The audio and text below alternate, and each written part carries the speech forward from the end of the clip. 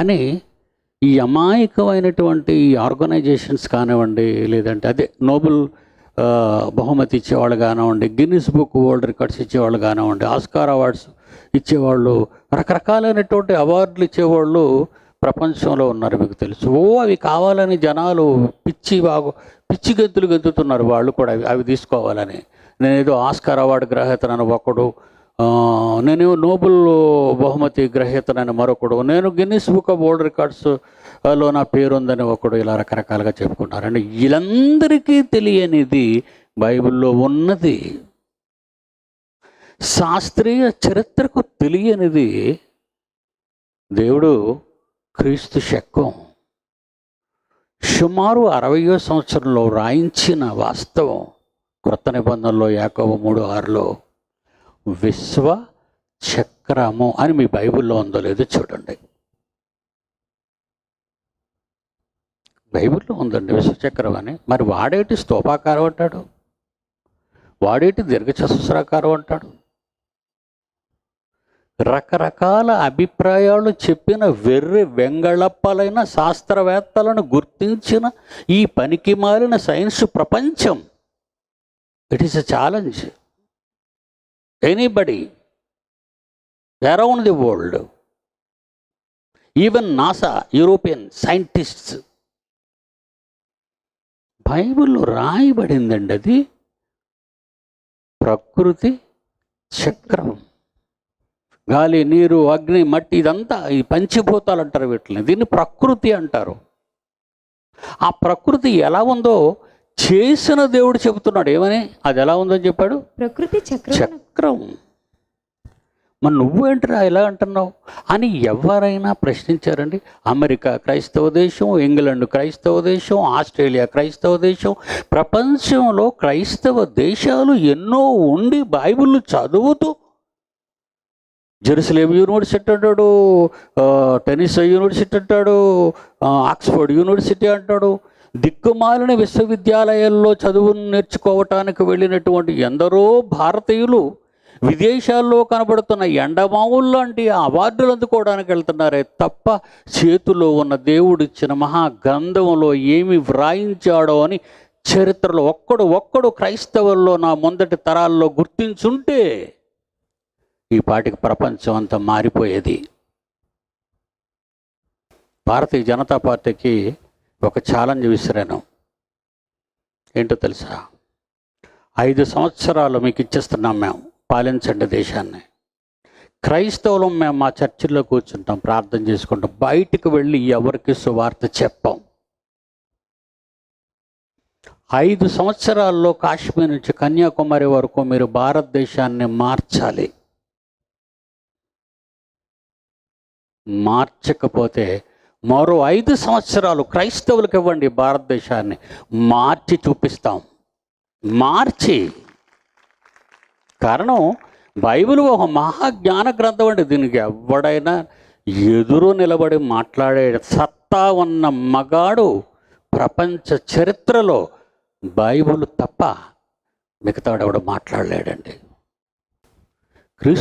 సుమారు క్రీస్తు శకం 55-60 మధ్యలో రాయబడిన యాకోబు పత్రికలో ప్రకృతి ఎలాగుందో జస్ట్ అన్ ఎగ్జాంపుల్ వాడుక పదంగా పారేశాడు దేవుడు. ప్రకృతి చక్రం. ఇంకెళ్ళకి ఎలాగో తెలియదు కనుక వాళ్ళని వదిలేయండి, ఇంకా అమాయకులు. కానీ బైబిల్ మత గ్రంథం అనే మొత్తోన్మాదికి ఏం తెలుసండి? జ్ఞానం యొక్క ఎల్లలు ఏం తెలుసు వాడికి? భారతదేశానికి ఎల్లలు చెప్తాడు. ఉత్తరాన హిమాలయ పర్వతాలు, దక్షిణాన హిందూ మహాసముద్రం, తూర్పున బంగాళాఖాతం, పశ్చిమాన అరేబియా సముద్రం. ఇది తప్ప వాడికి ఏం తెలీదు. దేవుని పిల్లలారా, ఇప్పుడు అవార్డులు ఎవరు ఇవ్వాలి? ఏదో అవార్డులు ఎవరో ఇచ్చారని నా కొమ్మాడు సత్యశీలరావు గారు చెప్తున్నారు. అన్నీ కొన్ని మున్సిపాలిటీ అవార్డ్స్ అవన్నీ మరో చెప్తున్నాను. అవార్డ్స్ అన్నీ కూడా మున్సిపాలిటీ అవార్డ్స్. అవి స్వచ్ఛ భారత్ అవార్డ్స్. దొంపల బడి అంటాం మనం, దొంపల బడి. బైబిల్ ఓపెన్ యూనివర్సిటీ, ఇది ఇంటర్నేషనల్ యూనివర్సిటీ. ఈ అవార్డు ఎవడు పొందలేడు. నా పిల్లలు బైబిల్ పరిపూర్ణంగా నేర్చుకున్నవారు తప్ప మిగతా వాళ్ళెవరికి ఇలాంటి అవార్డ్స్ సంక్రమించవు. విశ్వవిద్యాలయం సుమారు 10 మందికి తప్ప ఇప్పటి వరకు ఎక్కువ ఈ డాక్టరేట్లు అనేవి నేను ఎవరికి ఇవ్వలేదండి. దేవుని పిల్లలారా, మరొక ఎగ్జాంపుల్ బైబిల్లో విశ్వాన్ని కలుగజేసిన దేవుడు విశ్వం గురించి మాట్లాడుతూ భూమి మీద తప్ప ఎక్కడ నీరు అనేది లేదని చెప్పాడండి. మనిషి జీవించటానికి అనుకూలమైన వాతావరణం సూర్యునికి 3వ గ్రహం అయిన భూమి మీద తప్ప ఇంకెక్కడా లేదని చెప్పాడు. ఎక్కడ చెప్పాడు? క్రీస్తు పూర్వం 1500 నుంచి 1800 సంవత్సరాల కాలంలో యోబు అనేటి ఒక చక్కని ఉత్తముడైన భక్తుని నోట పలికించి వ్రాయించిన దేవుడు ఆ పుస్తకంలో ఏమన్నాడు చూడండి. క్రీస్తు పూర్వం 1500 నుంచి 1800, క్రీస్తు శకం 2017. అంతే కదా, దీన్ని ఎవరు కాదనగలరు? అంటే టోటల్గా ఎంత అయిందనమాట? ఎన్నాళ్ళ క్రితం? 2018 పోను 1800 వేసుకోండి. అది ఎంత అయిందండి టోటల్? 2018 ప్లస్ 1800, 3810. 18 సంవత్సరాలు. 3818 సంవత్సరాల క్రితం క్రీస్తు పూర్వం 1800, క్రీస్తు శకం 2018 ప్లస్ 3818 సంవత్సరాల క్రితం నేటికి బైబిల్లో ఏమని రాయబడిందో చదువుతుంది చరిత్ర. మీరు కూడా మీ బైబిల్లో ఉందో లేదో చూడండి. బైబిల్ మత గ్రంథం అని చెప్పే ప్రతి పిచ్చి చెప్పు దెబ్బిది. యోబు గ్రంథం 37వ అధ్యాయం 12వ వచనం. యోబు గ్రంథం 37వ అధ్యాయం 12వ వచనం. ఆయన వల్ల నడిపింపబడినవై. అసలు యూనివర్స్ అంతా ఆయన వల్ల నడిపింపబడుతున్నాయి. ఏమండి, ఎవరినైనా ప్రశ్నించేటప్పుడు నువ్వు ఎలా పుట్టావురా అని అడిగితే ఏమోనండి అలాగే పుట్టేశాను అంటాడా? వీడికి ఒక అడ్రస్ ఉంటుంది. తండ్రి పేరు, son of, native place, house number, లేదా హాస్పిటల్, ప్రపంచంలో ఏ దేశంలో పుట్టావు, ఇవన్నీ ఉంటాయి. యూనివర్స్ నడిపింపబడుతుంది, కదిలిపోతుంది, విశ్వచక్రం తిరుగుతుంది. చక్రం అనేది తెలియదు ఈ పనికిమాలిన వాళ్ళకి. అది తిరుగుతుందని వీళ్ళకేం తెలుసు?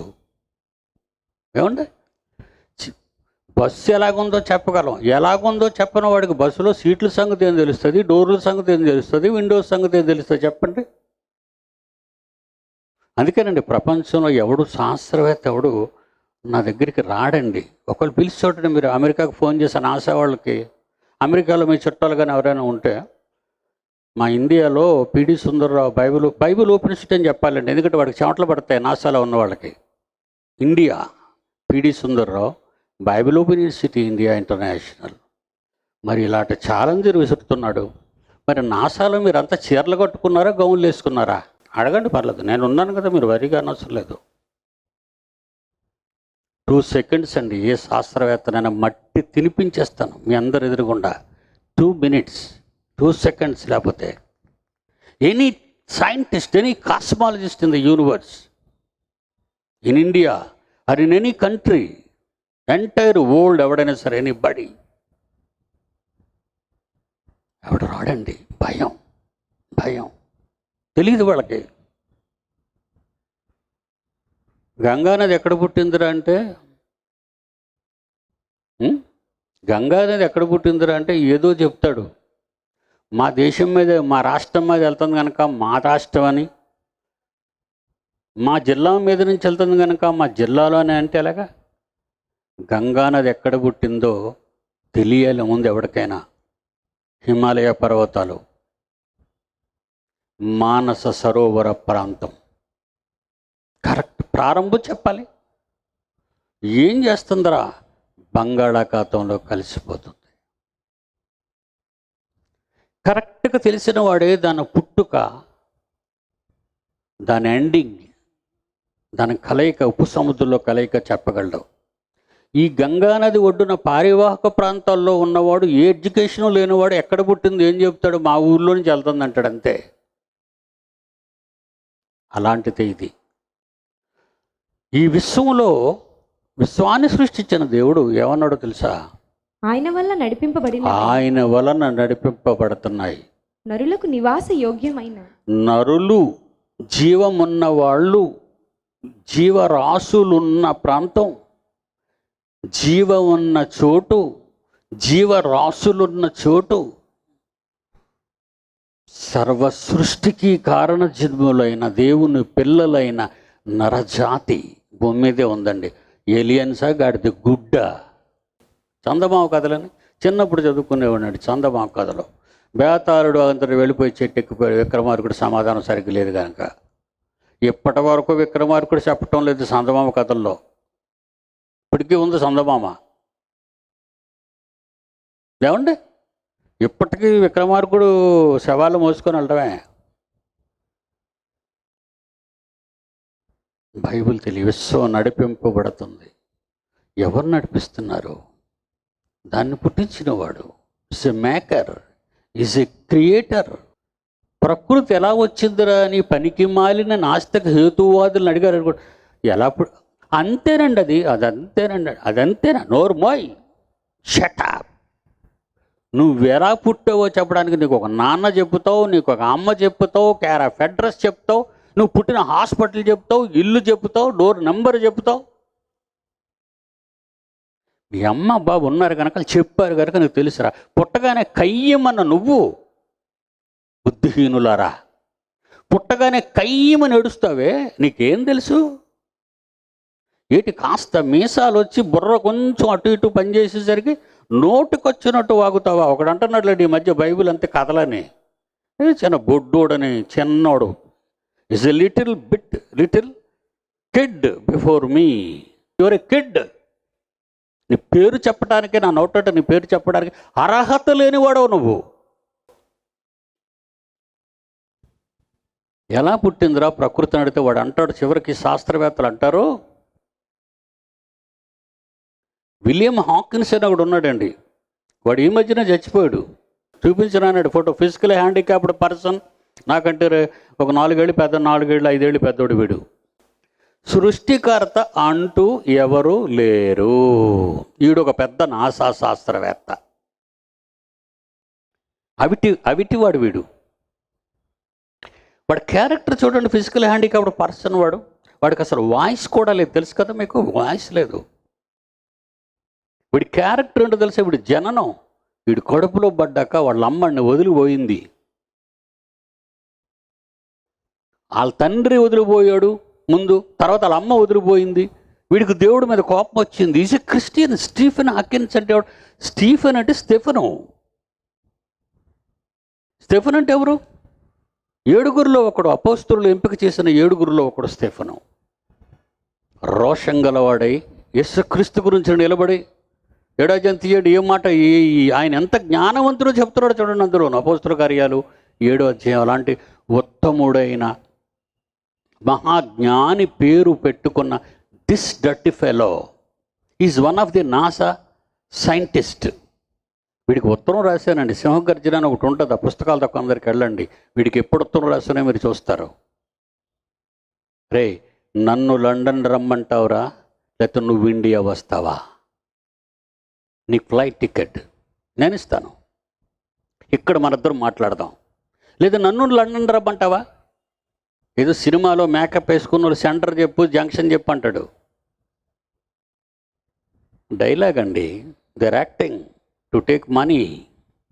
This not a dialogue, it's original heroism. నన్ను లండన్ రమ్మంటావా, నువ్వు ఇండియా వస్తావా? చెప్పు. చచ్చిపోయాడు కానీ చెప్పలేదండాడు.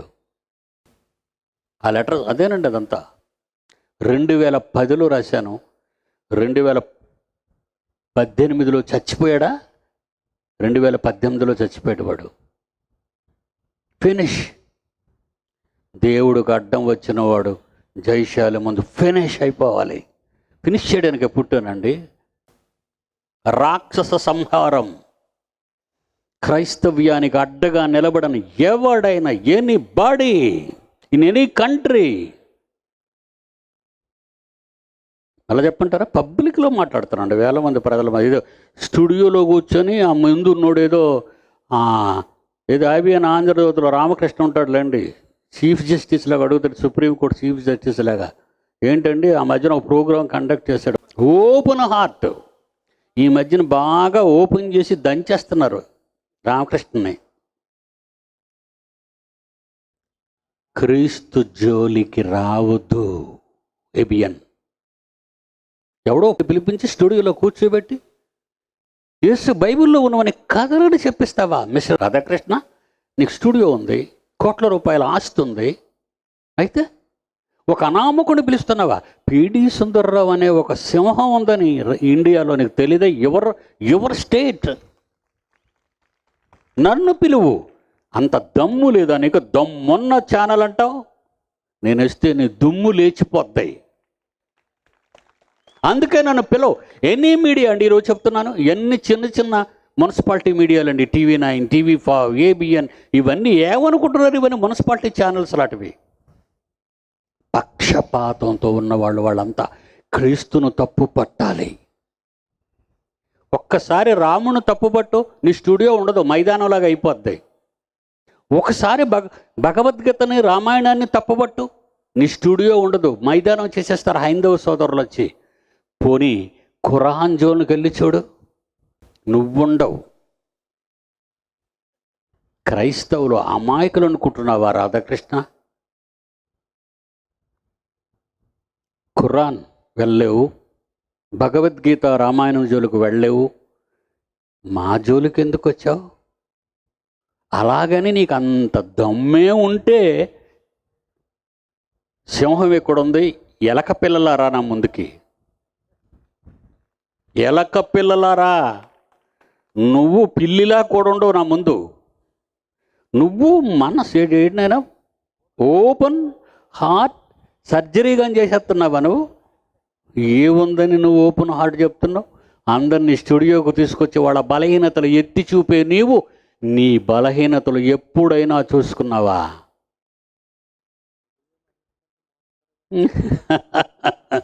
దేవుడు బైబిల్లో ఏమన్నాడో తెలుసా రాధాకృష్ణ? హృదయము అన్నిటికంటే మోసకరమైనది.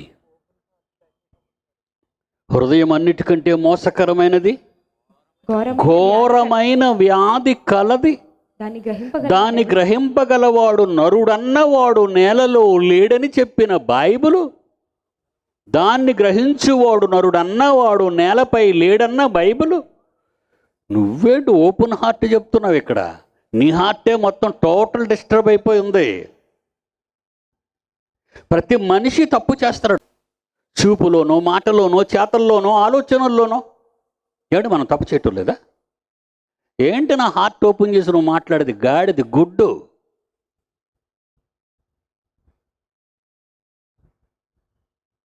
మీడియా వాళ్ళు ఎవరు రారండి, భయం కదా. మన గురించి వార్తలు ఏమైనా వచ్చాయా 2 రోజులు? రారండి, ఊరంతా భయం వాళ్ళకే. వాళ్ళంతా అంతే చిన్న చిన్న చదువులు చదువుకున్న వాళ్ళు, కెమెరాలు పట్టుకొని తిరుగున్న వాళ్ళు, వీళ్ళంతా జర్నలిజానికి అర్థం తెలియంది. ప్రపంచంలో జర్నలిజానికి అర్థం తెలియని వారండి వీళ్ళంతా. ప్రపంచంలో maybe CNN, BBC, after all in Andhra Pradesh small చిన్న స్టూడియో అనేది, చిన్ని మీడియా అనేది. అంత పెద్దవాడువా నువ్వు? ఒకసారి నన్ను ఏదో అడిగారులేండి, కబురు వచ్చింది మా వాళ్ళతో, డాడీ గారు ఒక్కసారి మీరు TV9 వాళ్ళు ఏంటి వస్తారా, కెమెరా పట్టుకుని రమ్మను, అది నేను చెప్పే డేట్లో రావాలి, అలా ఇష్టం వచ్చినట్టు వస్తానని ఇవ్వనన్నాను. ఎవరు పట్టుకో వచ్చేటప్పుడు వాళ్ళకు షరతు పెట్టమ్మా. ఏంటో ఆ షరతు తెలుసా? ప్రశ్నలు అడక్కండి, నేను చెప్పేది రాసుకెళ్ళిపోవటమే. బడిలో పిల్లలు పాఠం వినటానికి వచ్చారు, ఆ పాఠం అర్థం కాకపోతే ప్రశ్న అడుగుతారు, పాఠానికి అర్థం అవ్వకపోతే ప్రశ్న అడుగుతారు. వీళ్ళు దేనికి వస్తున్నారు? అన్నదమ్ముల మధ్య డిస్టర్బ్ చేయడానికే? ఉగ్రవాదులు ఎక్కడున్నారో ముందుగా తెలుసుకొని న్యూస్ చెప్పడానికా? My dear brothers and sisters, విశ్వం నడిపింపబడుతుంది, దానికి అదే పుట్టింది. దేనికి ఏది పుట్టదురా నాన్న. ఈ గ్రౌండ్లో ఇన్ని లైట్లు, ఈ గ్రౌండ్లో ఇంత సౌండ్ సిస్టమ్, ఈ గ్రౌండ్లో ఎల్ఈడి సిస్టమ్, ఈ గ్రౌండ్లో ఇంత ఉందండి. వాటికి అవే తెల్లవారికి వచ్చేసాయి అనుకుంటే ఇన్ని డబ్బులు ఖర్చు చేయడానికి కానుకలు ఎందుకు ఎత్తాలి వీళ్ళు? పని చేయాలి, దేవుని పని ఉంది విశ్వంలో, దేవుని పని. దానిలో ఏమనుందండి ఈ 37 యోబు గ్రంథంలో 12వ వచనంలో, ఆయన వలన నడిపింపబడినవై నరులకు నివాస యోగ్యమైన భూగోళం భూగోళం భూగోళం భూగోళం భూగోళం భూగోళం భూగోళం భూగోళం. చెప్పండి రా CNN, BBC, మీరందరూ చెప్పండిరా. ఈ పనికి మళ్ళీ వాడు మనం చచ్చిపోయే ముందు ఒక మాట అన్నాడు, 100 ఏళ్లలో భూమండలం అనేది ఉండదు, పోద్ది, భస్మం అయిపోద్ది, మీరు ఇప్పుడు షిఫ్ట్ అయిపోండి అన్నాడు. ఎక్కడికి? ఆడ మనకంటే ముందు షిఫ్ట్ అయిపోయాడు, ఎక్కడికో ఆడికే తెలీదు. ఎవడు? Stephen Hawkins. స్టీఫెన్ ఎంత గొప్పవాడండి, నరకంలో ఉన్నాడండి. ఇప్పుడు మన మెసేజ్ కరెక్ట్గా అక్కడ డెలివరీ అవుతుంటుంది. నా తండ్రివైన అబ్రహామా, భూలోకంలో ఉన్న సంగతి అడుగుతున్నాడు ఈడు. నరకానికి వెళ్ళిన తర్వాత ఎంత బాగా కళ్ళు తెరుచుకున్నాడండి. నాకు ఇంకా 5 సహోదరులు ఉన్నారు, వారును ఈ వేదకరమైన స్థలమునకు రాకుండా నన్ను పంపించొద్దు, నా మీద నీకు నమ్మకం లేదు కనుక. అదిగో నీ రొమ్మును ఆనుకున్నాడే లాజరు గారు. అసలు భూమి మీద నా లెవెల్ ఏంటో తెలుసా? నేను తిని పారేసే రొట్టు మొక్కలు తినేవాడు, కుక్కలు వచ్చి నాకుతుండేవి. అతన్ని పంపించు. అబ్రహాం ఏమన్నాడండి? అక్కడ చెప్పటానికి ఎవరున్నారు? మోషేయు ప్రవక్తలు ఉన్నారు. ఇది స్టీఫెన్ హాకిన్స్ గడు ఇప్పుడు అడుగుతున్న రిక్వెస్ట్ కదే. అక్కడ చెప్పటానికి నీ బాబు ఉన్నాడు రా. అక్కడ నీ బాబు నీకు లెటర్ రాశాడా? రాశాడు ప్రభా. చూసావా? చూశాను ప్రభా. మరి ఎందుకురా నువ్వు సమాధానం ఇవ్వలేదు? నాకు తెలిసిపోయింది ప్రభా నా తప్పని. కానీ చెప్తే నన్ను మహాశాస్త్రవేత్తగా గుర్తించిన దిక్కుమాలినే శాస్త్ర ప్రపంచానికి.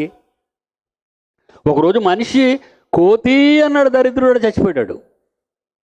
ఆ కోతి చచ్చిపోయాడు. ఇక్కడున్న కోతులన్నీ మన కోతులు అనుకొని తిరిగారు ఈ దిక్కుమాలిన శాస్త్రవేత్తలు. బైబిల్లో లేదని మొన్న నిరూపించాను మీకు. దేవుని పిల్లలారా, బైబిల్ ఎంత గొప్పది. అవార్డు ఎవరు ఇవ్వాలి చెప్పండి ఇప్పుడు? అవార్డు పిడి సుందర్రావు తప్ప అవార్డు ఇచ్చిన మగాడు 750 కోట్లలో ఎవ్వడు లేడు. It's not a cinema, it's not a story, it is a real history. It is a real history. మానవ నివాస యోగ్యమైన భూగోళం.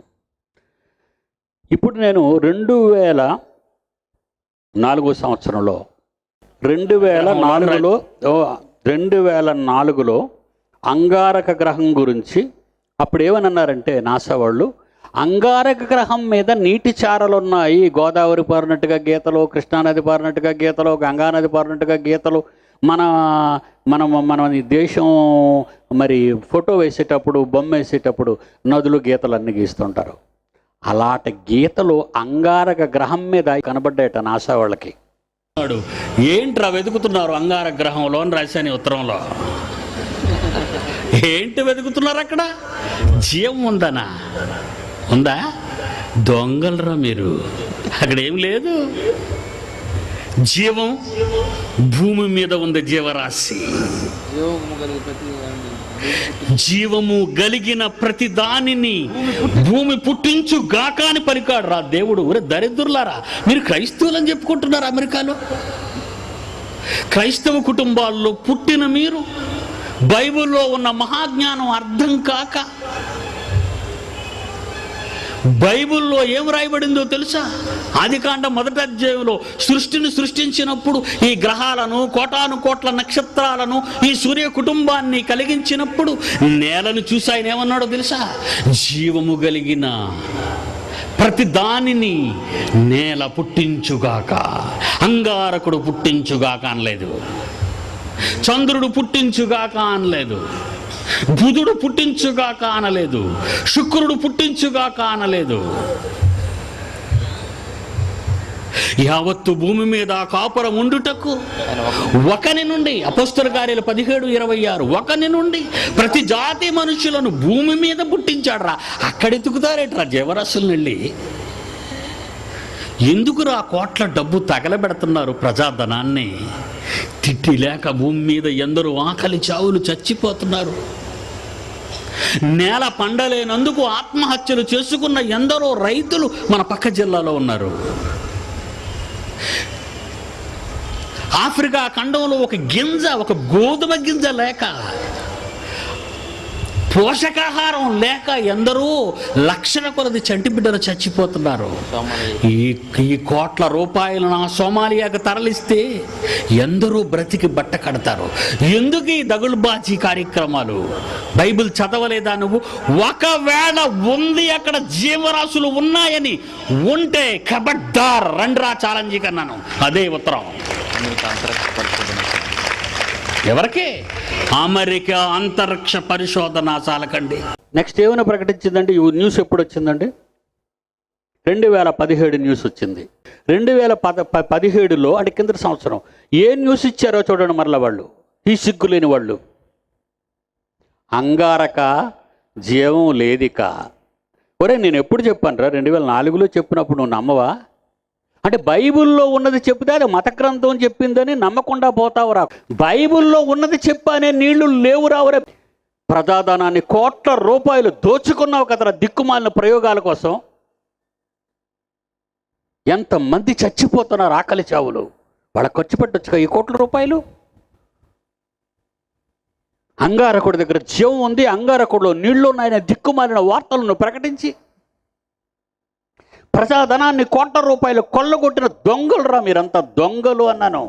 ఇప్పుడేమంటున్నారండి?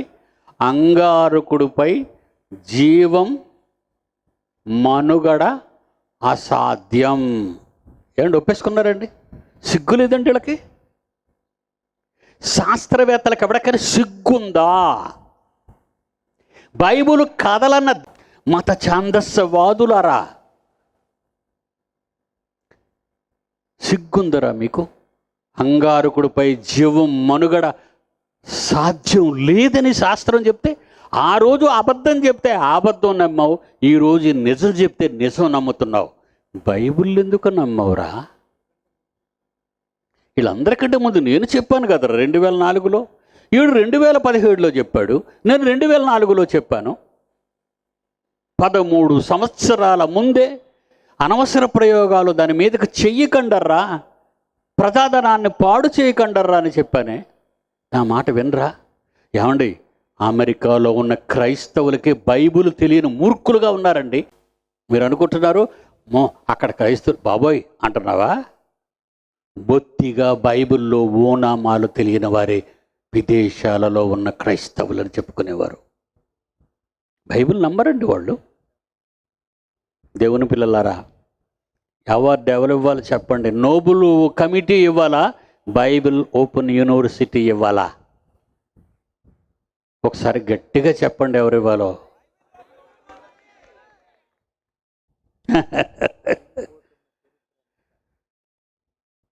ఏ నీడ పోతుందండి? చెరిగిపోతున్న మానవ చరిత్ర నీడ, చెరిగిపోతున్న మానవ శాస్త్ర చరిత్ర నీడ, స్థిరపడిపోతూ ఎప్పటికీ ఉన్న బైబిల్ నిజమైన జాడ.